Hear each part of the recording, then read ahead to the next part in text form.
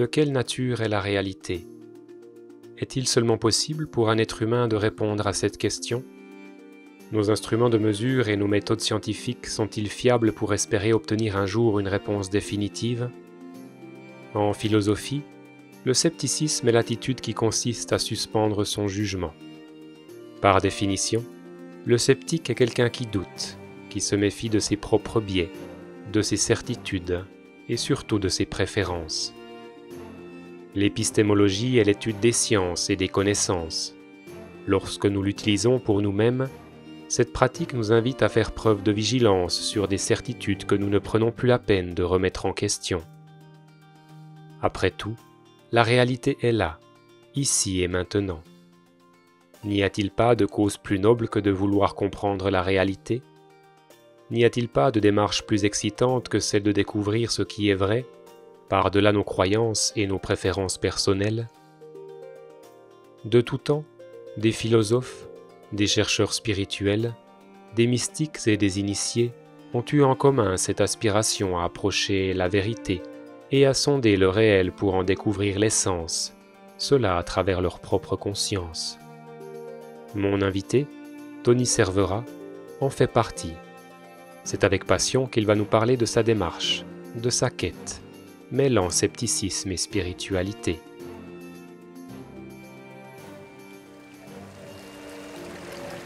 Salut Tony. Alors on se trouve ici dans un endroit magnifique, dans une réserve écologique à proximité de Bordeaux. On s'est trouvé un peu un entre-deux puisque toi tu habites momentanément dans le sud de la France, du côté des Pyrénées. Enfin moi je t'ai connu sur internet. Je m'étais créé un compte Twitter en mars de cette année, 2022. Et puis je me suis abonné à quelques comptes comme ça et j'ai commencé de faire quelques tweets. Et rapidement on m'a proposé, pour étoffer mon nombre d'abonnements, des personnes qui correspondaient un peu à mes tweets. Et puis j'ai vu un jour ta bouille et j'ai été voir tes contenus par curiosité et puis j'ai trouvé ton approche intéressante. Ce qui m'a particulièrement intéressé, c'est ton esprit critique. Il y a une réelle volonté de questionner en fait les paradigmes, les croyances, les conditionnements. Et ce que j'ai particulièrement apprécié, c'est que tu le fais pas à partir d'une extrême, mais tu le fais avec un souci d'être dans la nuance et puis de voir les dérives un peu, je dirais, justement dans les extrêmes. Ce qui te permet de voir des illusions autant du côté, on va dire, d'un mouvement complotiste qui voit des complots partout, et puis aussi de l'autre bord, dans la pensée, aujourd'hui on appelle ça la zététique, l'art du doute, qui a tendance à être aussi dans une extrême. Et ce qui a pu parfois te susciter les foudres, ou t'attirer les foudres des deux bords justement. Oui. J'ai vu des échanges où rapidement, puisque les interlocuteurs se trouvent rapidement un peu désarmés, j'ai l'impression, par rapport à ton argumentation qui est bien ficelée, qui est bien réfléchie, ils en arrivent à cette fameuse attaque ad hominem, voilà, le gourou de secte, etc. Je compatis parce que ça m'arrive aussi. Ce qui pourrait être d'ailleurs bon signe, parce que le sens profond du mot gourou, si on enlève toutes les dérives, ça veut dire maître, comme on le sait. Et puis la secte, effectivement, si aussi on enlève les dérives qui sont bien réelles et qu'il faut dénoncer aussi, eh bien ça veut dire suivre une voie. Ça ne veut pas dire couper comme on l'entend habituellement. Voilà, donc c'est plutôt des choses positives. Mais effectivement, il y a des gourous, je devrais dire des faux gourous, il y a des dérives sectaires, et c'est justement ce que tu te donnes pour mission, je ne sais pas si c'est une mission, mais de dénoncer, et d'où en fait le caractère un peu, je trouve, mal avisé de te taxer de gourou. Hein. Voilà. Donc ça, c'est ma façon de te percevoir. Et après cette brève introduction, j'aimerais aussi te demander de toi te présenter. Comment tu te vois et quelle est ta démarche sur Internet ou en général dans la vie. Bah écoute, déjà merci à toi de m'inviter. Je vais essayer de faire bref pour ma présentation, mais l'idée c'est très juste en fait ce que tu as dit.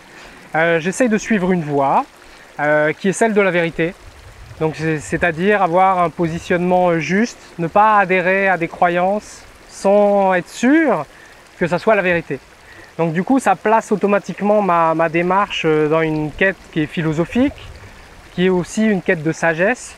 Puisqu'aujourd'hui, quand je parle de spiritualité, parce que nécessairement je parle de non-dualité, de spiritualité, il y a eu des évidences, des réalisations empiriques, des vécus particuliers, subjectifs, et dont je ne peux, de par la structure de la réalité, que témoigner. Et je connais aussi le problème de ce témoignage, c'est que le témoignage reste isolé, il n'a pas une grande valeur, ça n'est une preuve de rien du tout. Et donc je me suis rendu compte que pour être capable d'amener les gens qui m'écoutent à questionner véritablement leurs propres certitudes, il allait falloir que je monte un peu mon niveau. Et il allait falloir que j'ai une meilleure érudition, que je sois encore plus compétent dans les sujets que je traite. Et c'est comme ça que je suis un peu tombé sur l'épistémologie, donc la philosophie de la connaissance. Je me suis rendu compte qu'en fait la démarche qui était la mienne, ça avait déjà un nom. C'était questionner la connaissance. Et donc voilà, ça me passionne. Donc quand tu parles de mission, ça me touche profondément parce que je vois ces extrêmes, ces dérives chez les complotistes évidemment, les personnes qui tombent dans un peu ce que j'appellerais la quincaillerie de la spiritualité, ce courant New Age où on adhère à des idées qui sont plus ou moins ésotériques, plus ou moins valables et dont qui peuvent engendrer davantage de souffrance. Donc mon but c'est d'essayer d'avoir une approche qui soit saine et qui ne soit pas basée uniquement sur l'affirmation extraordinaire ou sur le saut de la foi, l'abandon à ça pourrait être ça et puis je m'arrête là, je ne questionne pas davantage. Moi j'aime bien que ça soit prouvé empiriquement, que j'en ai vraiment une preuve par moi-même. Et ça m'amène aussi, donc pour tous les zététiciens et les sceptiques, les athées, à être un peu piquant. Parce que je vois aussi les dérives de ces paradigmes et voilà, j'essaye d'éclairer en fait de tout bord là où la connaissance peut être partielle. Parce ce qui m'intéresse c'est la connaissance la plus aboutie, la plus élevée, la plus méta poussée, la plus large. Donc voilà, ça m'amène à questionner toutes les positions, toutes les perspectives, aussi à questionner celles des autres. Et quand je vois des personnes qui sont arrêtées sur leur position, j'ai un peu, c'est pour ça que ça me vaut souvent les foudres, c'est que je viens les piquer en fait. Mais je viens pas les piquer pour faire mal, je viens pas piquer pour nuire, je viens pas piquer pour dire oui moi j'ai la vérité, moi j'ai la connaissance et me présenter comme un gourou. C'est plus les questionnements que vous avez aujourd'hui, je les ai eus et du coup j'ai peut-être un peu d'avance parce que ça fait juste plus de temps que je questionne et que je me suis pas arrêté. Je suis toujours en chemin, toujours à questionner, toujours à remettre en question. Et donc ça me donne envie d'encourager, d'inspirer en fait le questionnement sur les grandes questions existentielles. Oui, et il faut dire que tu étais aussi, tu te considérais comme athée à une certaine époque. Ouais. Et c'est une ou plusieurs expériences, tu as parlé de réalisation, qui t'ont permis de remettre en question cette croyance ou ce paradigme de l'athéisme, parce que c'en est un, parmi d'autres. Et est-ce que tu peux nous parler un peu plus en détail de justement ces expériences, on pourrait dire un peu spirituelles, mystiques, de quoi s'agit-il en fait? Qu'est-ce qui a brisé ma glace? Je vais juste expliquer parce que ça me semble intéressant d'ajouter un petit peu de pédagogie au paradigme justement de l'athéisme parce qu'on utilise des mots qui sont un peu compliqués, mais le paradigme c'est comme un système de croyance. C'est une idée de départ et qui est renforcée par tout un tas d'autres idées qui fonctionnent ensemble. Donc l'athéisme, on a tendance à considérer, en tout cas l'athée, moi je considérais que ça n'était pas vraiment une croyance. C'est l'absence de croyance. C'est comme ça qu'on se le raconte. J'ai une position par défaut qui est celle de ne pas avoir de preuve de l'existence ou non de Dieu. Et il faudrait là aussi définir ce qu'est Dieu, mais on ne va pas rentrer là-dedans pour l'instant. Mais l'athée se dit, il n'y a pas de preuve d'une force supérieure, il n'y a pas de preuve de quoi que ce soit. Ma position par défaut devient l'athéisme. Je ne crois pas parce que je n'ai pas de preuve. Et de ce point de vue-là, ça semble très cohérent, très juste et très sain. Je ne vais pas me mettre à croire à quelque chose, surtout un concept aussi grand, large que celui de Dieu, je me tiens à cette position par défaut de sécurité. Je ne vais pas croire et adhérer. Et je me suis rendu compte en fait que c'était pas ça. Le paradigme de l'athéisme était en fait un système de croyance, mais qui est tellement pernicieux qu'il donne l'illusion à la personne qui y adhère que ça n'est pas un paradigme. Et donc il n'y a pas de croyance en jeu. Et c'est là où pendant des années, j'ai eu l'impression d'être au plus près de la réalité, au plus près du juste. Je voyais des religieux, et moi ça ne me parlait pas du tout. Je voyais des gens qui adhéraient à tout un tas d'idées, de croyances, qui recevaient des enseignements, qui lisaient des textes sacrés. Et moi je me disais, ouais, ils manquent d'éducation. Ils sont tombés dans la croyance aveugle et ils n'ont pas de preuves et ils adhèrent et ça me gênait. Et donc je me sentais un peu supérieur parce que moi c'était la méthode scientifique, c'était la science, c'était les révolutions scientifiques, donc on avance, la science peut faire des erreurs, mais on n'est pas en train de dire il s'est passé ci, c'est la vérité, c'est dans un texte. Non, on remet en cause, donc ça me semblait plus sain, plus dynamique en fait, plus vivant. Et ce qui s'est passé, c'est qu'il y a eu un effondrement du paradigme de l'athéisme. Je me suis rendu compte que ma réalité était subjective, qu'elle l'avait toujours été, que mes croyances étaient agissantes, donc je me trouvais dans ma propre bulle de subjectivité, et que tout ce que je croyais par défaut, devenait ma réalité. Et donc les vécus, ça a été des expériences de sortie de corps, notamment. Ça a été des expériences toutes simples, de réaliser que je n'étais pas ma pensée, que je n'étais pas mon corps. Alors dit comme ça, on l'envoie comme ça, c'est dit, c'est fait, mais en fait, pour celui qui le vit, c'est une révolution. C'est une révolution subjective, ça change tout. Toutes les pensées sont vues comme étant des phénomènes, des objets, et je ne suis pas cet objet, je suis le sujet qui perçoit. Et le corps redevient un objet de perception. Donc si je ne me perçois plus comme l'objet, mais comme le sujet qui perçoit, il y a une distance qui est créée, une désidentification. Et donc là, ça ouvre le champ des possibles, et il y a eu des phénomènes aussi un petit peu de médiumnité, d'intuition très forte. C'est pas des choses sur lesquelles j'aime abonder, parce que souvent les gens se disent ah voilà, ils croient à la médiumnité, ils croient à la sortie de corps, donc c'est juste un croyant New Age de plus. Et non, c'est cet effondrement de je ne suis pas l'ego. Si je ne suis pas l'ego, je suis autre chose. Et cette distance qui a été créée a ouvert à tout ce qui est subtil, intuitif, invisible. Ce qui est intéressant, c'est qu'on ne peut pas dire que c'est tes croyances qui auraient créé ces états, puisque tu n'y croyais pas. Ah, tout à fait. Ça a même provoqué le dégoût de la viande. Et aujourd'hui, je ne suis pas militant à aller embêter les gens, à dire vous devez arrêter la viande. Enfin, je ne suis pas devenu rigide à ce point de vue-là. Mais en tout cas, pour moi, ça a été un dégoût. Je n'y arrivais plus. Je ne comprenais pas pourquoi. Il y avait des coïncidences en folie. Et ça, pour moi, qui était rigoureux, qui avait toujours perçu ma réalité comme objective, il y a eu vraiment c'est quoi ce bazar en fait, comment ça se fait que ça marche comme ça? Les synchronicités. C'est ça, les synchronicités. Alors maintenant j'ai plus d'aisance à dire voilà, c'est une synchronicité, voilà pourquoi ça se produit, ou voilà ce que ça peut vouloir nous dire. Mais quand un athée comme moi, ça a été, je suis en train de devenir fou, je suis en train de perdre contact avec ma réalité. Pourquoi est-ce que mes pensées viennent ressurgir sur les éléments du décor? Oui, avec le recul maintenant, donc en plus position de l'enseignant, je peux dire tout simplement parce qu'il n'y a pas de décor. Il n'y a pas de monde intérieur et de monde extérieur, il n'y a qu'une réalité. Et donc il y a un jeu permanent entre ce que je suis et ce rêve, cette extension de moi-même qui est partout, qui est infinie. Ma réalité joue avec moi, elle peut me guider, elle peut m'envoyer des messages. Et quand tu dis l'extension de moi-même, on est bien clair que ce n'est pas l'ego qui s'est gonflé, mais que c'est une conscience plus profonde. C'est ça. Tu as réalisé que tu n'étais pas cet ego puisque tu pouvais l'observer. C'est ça. Tout comme les pensées dont il est constitué. Donc il y avait bien un arrière-plan ou une conscience suprême, je ne sais pas comment tu l'appelles. J'aime bien dire l'absolu, j'aime bien dire le soi, j'aime bien dire la présence, la conscience témoin, parce que c'est pas elle qui parle en cet instant. C'est pas Dieu. Il faut pas écouter Dieu là. C'est pas l'absolu qui s'exprime. Non, il y a bien Tony avec ses enjeux, ses failles, ses biais. Donc il faut être très vigilant de ce que je raconte, pas prendre ce que je dis comme une vérité. Et ça fait écho à mon travail qui est attention à toutes les idéologies, toutes les perspectives. Je pourrais pas juste d'un coup tout balayer, dire vous n'êtes pas vraiment sceptique, La méthode scientifique, il y a le matérialisme méthodologique, le matérialisme scientifique. Le matérialisme tel qu'il est utilisé par la science est une doctrine. C'est reconnu par la plupart des scientifiques. On fait de la science avec l'idée de départ qu'on va étudier de la matière. Bon, quelqu'un qui fait un peu d'épistémologie se rend compte que là, il y a un premier biais. Il y a une première affirmation. Est-ce que la réalité matérielle, elle y ressemble? Mais si c'était une illusion, elle pourrait y ressembler et ça serait quand même une illusion.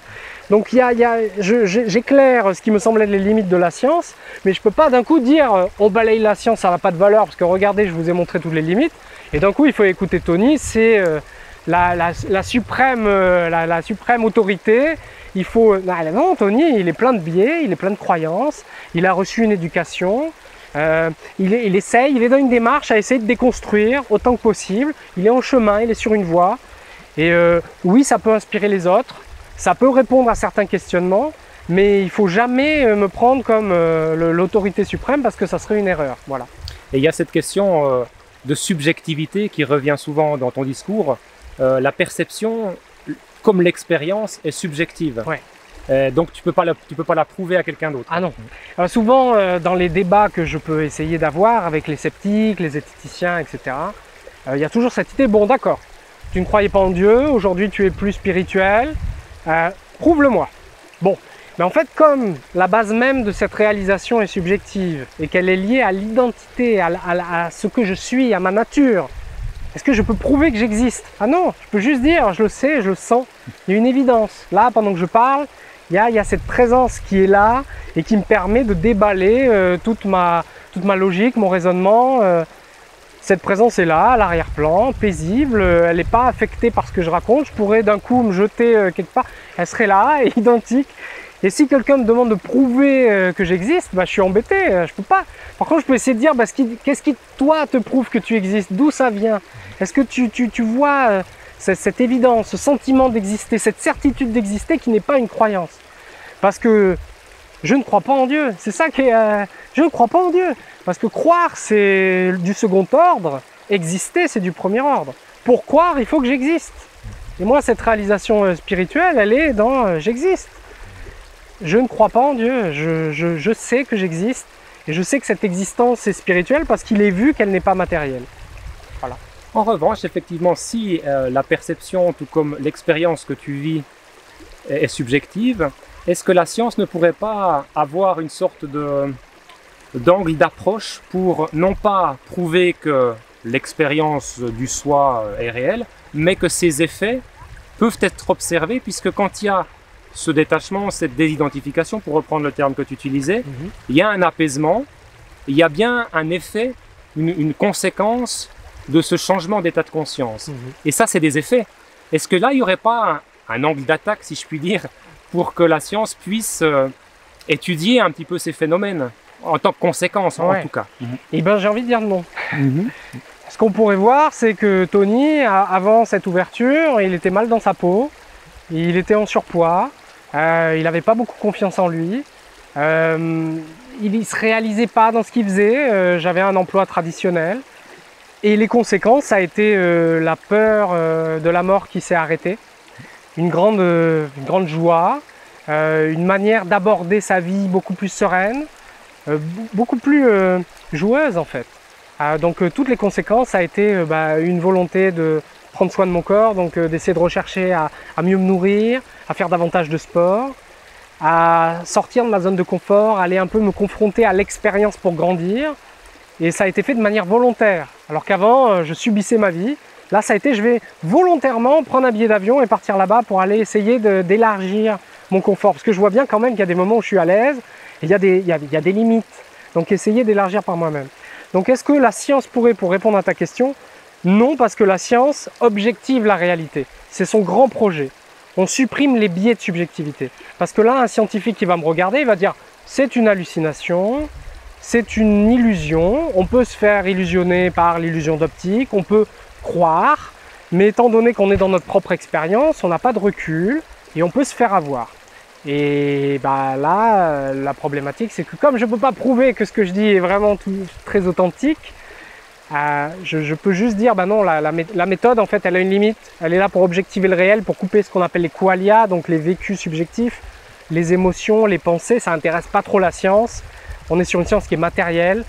Le corps, elle étudie le corps, mais comme une machine. Elle étudie l'univers comme une grande mécanique, sans voir la causalité derrière la mécanique, qui est la conscience. Donc il y a un paradigme qui est le paradigme matérialiste. Moi, aujourd'hui, ce que je défends, c'est pas un paradigme, mais parce que ça se réalise, mais ce que je défends, c'est non, la conscience, c'est de la matière, enfin la matière, c'est de la conscience déguisée, ça peut se réaliser de manière empirique, ça peut pas être prouvé à quelqu'un, parce que lui, dans sa propre bulle de subjectivité, il va voir de la matière. Donc, la science ne pourra pas, dans sa méthode, dans la manière dont elle est structurée, en tout cas, prouver quoi que ce soit. Elle pourra en tout cas pas faire un lien de causalité entre les effets de ta réalisation et cette réalisation. On pourrait dire, bon bah voilà, Tony, effectivement, il dit qu'il a fait une réalisation, ça a changé sa vision du monde, il se sent mieux. On peut prouver qu'il est bien dans son corps parce qu'il y a des endorphines, il y a moins de cortisol, il y a moins d'adrénaline, il est moins en stress. Mais on peut pas dire que c'est son éveil de conscience qui crée ses effets. Ça pourrait être une hallucination qui crée ses effets. Tout à fait. Ou tout simplement, comme certains... d'un coup, j'ai vu la Vierge et je me mets à adhérer. Bah, ça existe, on le sait. Il y a des personnes qui d'un coup ont des bascules comme ça dans leur vie. Et bah, moi, je peux essayer de le rationaliser. Mais étant donné que c'est moi qui m'exprime et que je suis un témoin et que c'est le plus bas niveau de la preuve, ce qui me permettra d'être crédible et cohérent, ça sera la capacité à structurer une idée et à amener différents angles, différentes disciplines, montrer que je sais de quoi je parle, montrer que j'ai déjà moi-même éclairé, que j'ai déjà conscience de ces biais. C'est ce qui pourra faire que je pourrai être crédible, je pense. Mais la science, elle est matérialiste, donc elle ne pourra pas voir ce qu'il y a au-delà de la matière. Et le scientifique devra à un moment utiliser la philosophie, l'épistémologie, la méditation, d'autres outils, ne pas se cantonner qu'à cette méthode relative qu'est la science. Et pourtant, l'épistémologie ne devrait pas théoriquement être déconnectée de la science. La science devrait se remettre en question.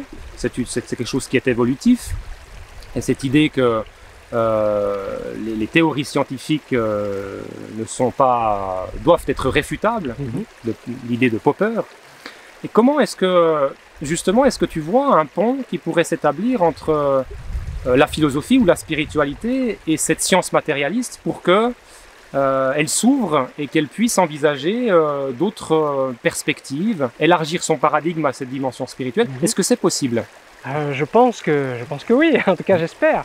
Parce que si on fait ce qu'on fait aujourd'hui, c'est parce qu'il y a un espoir. Il y a un espoir que ça puisse être entendu et que ça puisse servir quelqu'un à un moment, que ça puisse nourrir sa réflexion, l'inspirer ou quoi. Bon, d'accord, mais qu'ils se disent, bon, de quoi ça parle ? Parce qu'à un moment, bon, il était athée, il adhérait au matérialisme. Là aujourd'hui, de quoi il parle ? Est-ce que ça tient la route ?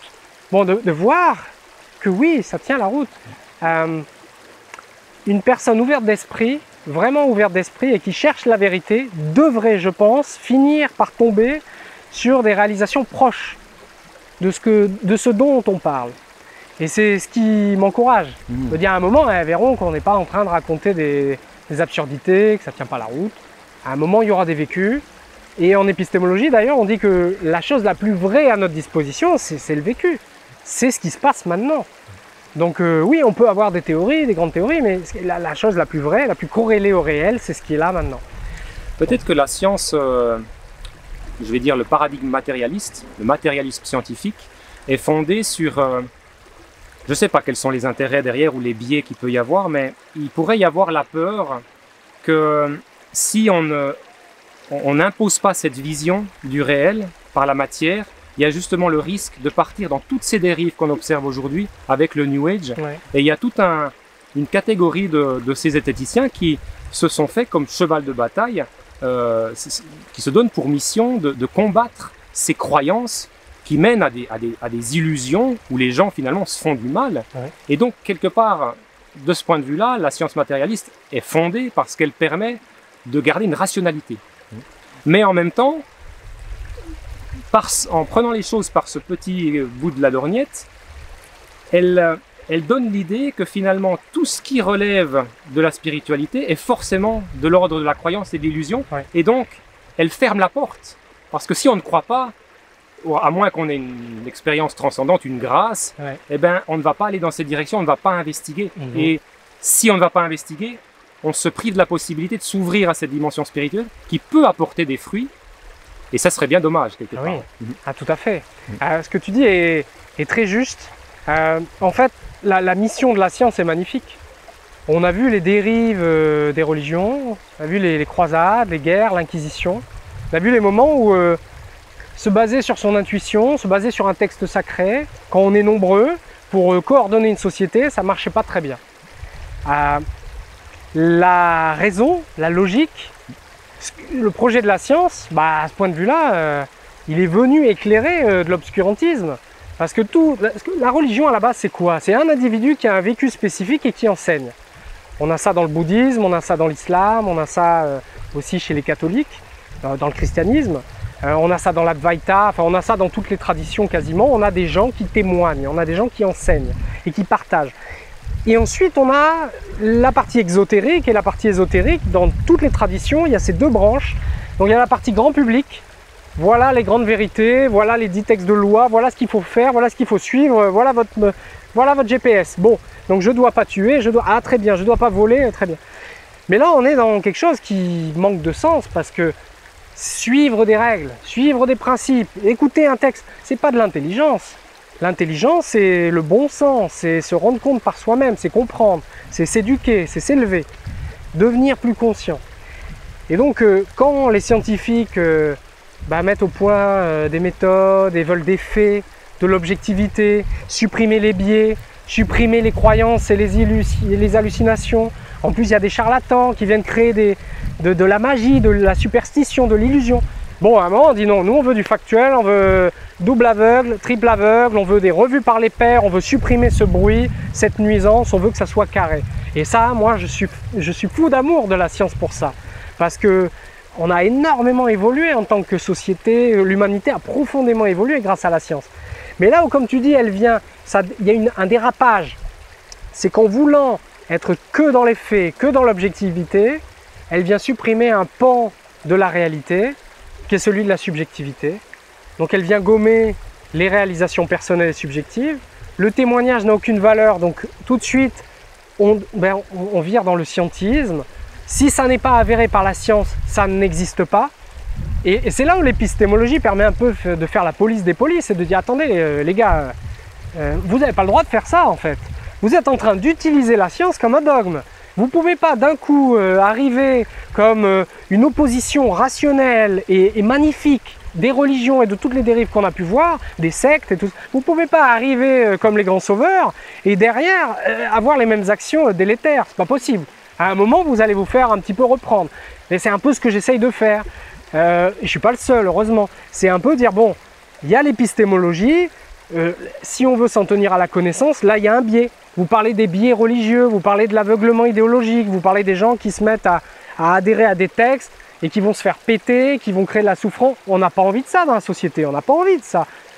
Mais derrière, vous ne pouvez pas dire telle pratique, c'est une pseudo-science, vous ne pouvez pas dire c'est un menteur, c'est un charlatan, tout ça parce qu'il a un discours qui n'est pas en accord avec le vôtre. Voilà.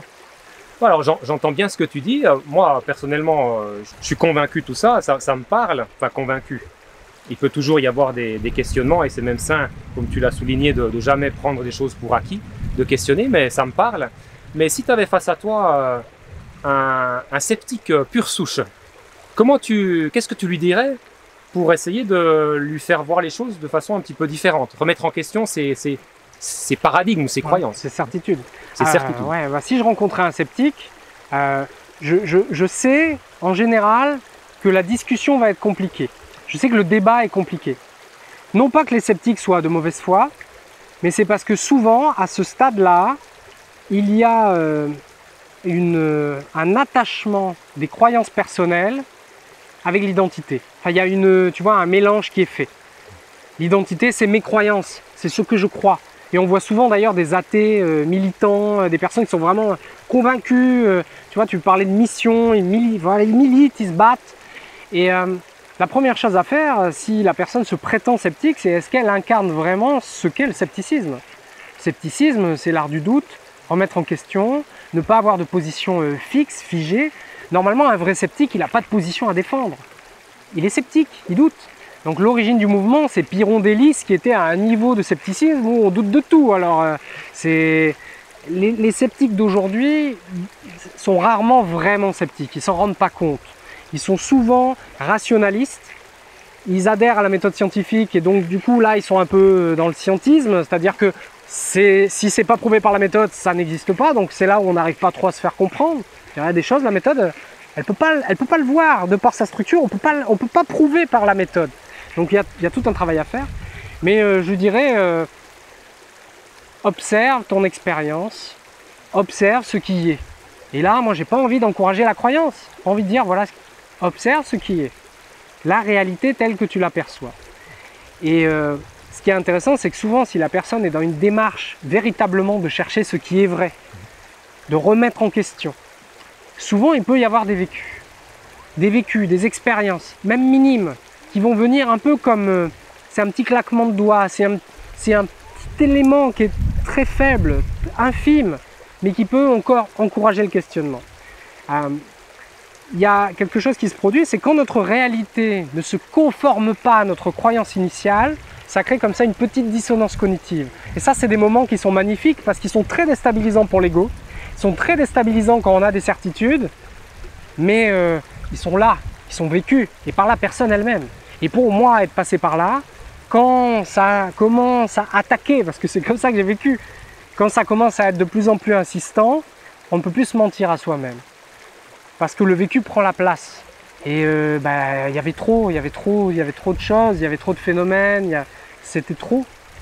Donc ce moment où c'est trop, c'est un moment où on se dit, bon, je me suis trompé, mon paradigme n'est pas juste.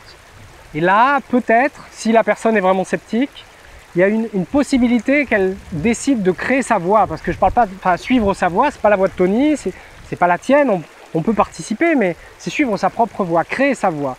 Et donc là, c'est là où je dirais, continue à être sceptique. Surtout parce que le piège, c'est de s'ouvrir, et on le voit beaucoup. Les gens s'ouvrent, ils ont un vécu, ils ont quelque chose de très fort, ils se retrouvent parfois en face de Jésus, enfin ils ont des trucs dingues. Leur guide leur parle, l'amour mystique, l'infini. Et ils reviennent, et puis d'un coup, c'est accroché comme une croyance, une certitude. Et il n'y a plus cette souplesse. Et donc là, on a des personnes qui vont adhérer à des idées de plus en plus radicales, spirituelles, New Age. Enfin, il y a une perte de discernement, je trouve. Il y a une mise en danger. Parce que si j'ai ce vécu, c'est que je suis un peu spécial quand même. Donc l'ego spirituel, je ne vais pas faire semblant. Ça vient avec en fait.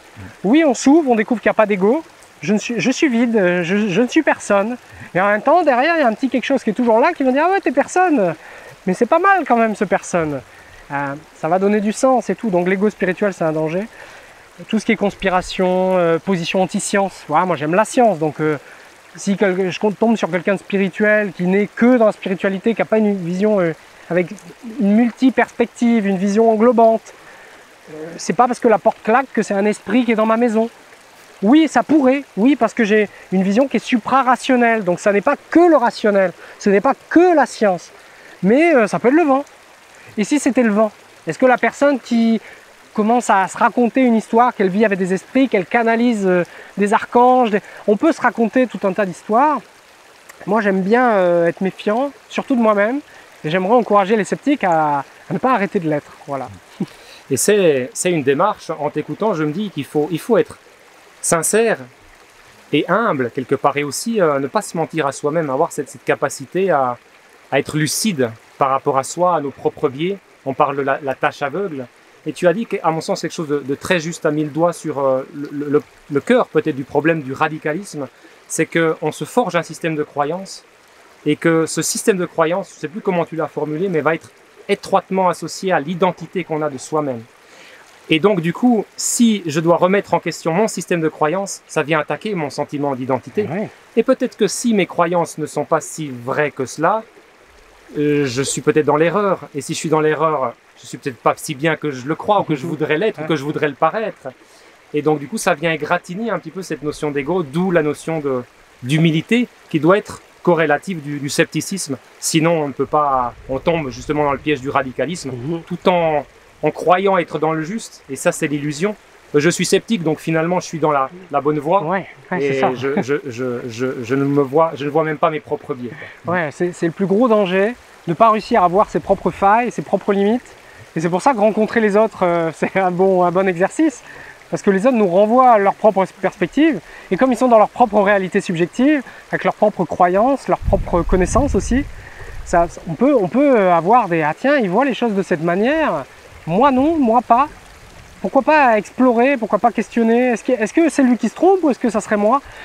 Là, il y a de l'humilité nécessaire quand je suis identifié à mon athéisme et que je suis en plus militant et que je suis par exemple scientifique et que la science c'est aussi mon gagne-pain. C'est tellement accroché à mon identité, à ma survie, à ma vie familiale, à tous mes besoins. Est-ce que je vais remettre ça en question? Est-ce que je vais vraiment aller gratter là? Ah non. Et puis il y a l'ego qui est en plein milieu et qui fait très bien son travail de dire ça faut pas questionner, ça non, tout le reste oui. Avec leurs croyances New Age là, tu peux aller leur taper dessus mais va pas regarder à l'intérieur, c'est pas là qu'il faut aller voir. Et c'est comme ça que l'illusion se perpétue. C'est en allant toujours attaquer l'autre, je vais pas voir ce qu'il y a chez moi à regarder. Et donc moi j'essaye d'être humble, c'est toujours délicat parce que j'ai un peu conscience de mes propres biais, de mes propres limites. Forcément, en parlant de spiritualité, en écrivant des livres, en ayant des gens qui vous écoutent, tu vois, on me filme, c'est moi qui parle, on m'écoute, il y a des gens qui vont entendre. Pour l'ego, c'est très satisfaisant parce que c'est une position qui est meilleure que celle de celui qui est dans un coin et qu'on n'écoute pas et dont on se fout.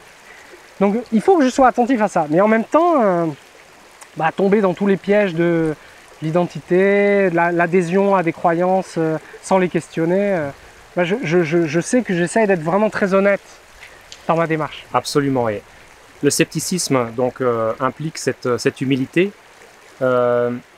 cette honnêteté et aussi du courage parce que quand on cherche la vérité, on doit être prêt à renoncer à des choses qu'on avait pour acquis. Et tu as parlé des intérêts. On a des intérêts parfois quand on a fait son gagne-pain de la science matérialiste. Et si je gagne de l'argent en dénonçant les illusions de la spiritualité, et que tout d'un coup je me rends compte que mon système de croyance est quelque part assez proche de celui que je dénonce chez les autres, je peux finalement être dans une position un peu inconfortable parce que je vais peut-être plus me sentir légitime pour gagner mon casse-croûte avec ça. Les gens, si je vais leur dire que finalement je me suis trompé ou que je suis plus si sûr de moi, ils vont peut-être se retourner contre moi. On peut être coincé en fait, et ça c'est là où il faut du courage, de l'humilité et de l'honnêteté. Ouais. Il faut vraiment ce goût. En fait, c'est la vérité. C'est soit vous voulez la vérité, soit vous la voulez pas. Si vous la voulez, il y a un prix. C'est tout. Et on peut tout perdre.